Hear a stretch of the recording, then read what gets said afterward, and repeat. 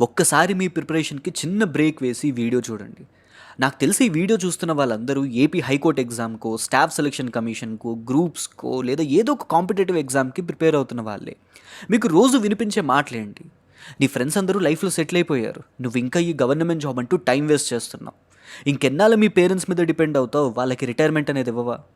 Government job అంటే చిన్న విషయం కాదు. కష్టం ఒక్కటే సరిపోదు. దాంతో పాటు లక్ కూడా ఉండాలి. నీకదే లేదు.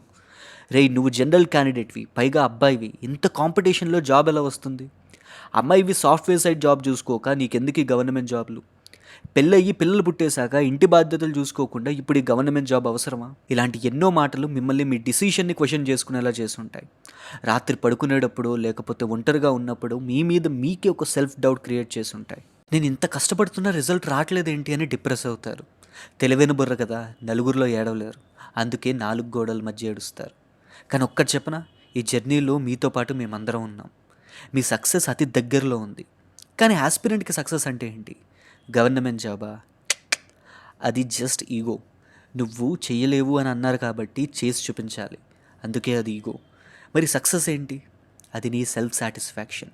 కానీ యాస్పిరెంటివ్ కదా! నీకు సక్సెస్ అనేది కామా మాత్రమే. ఫుల్ స్టాప్ కాదు.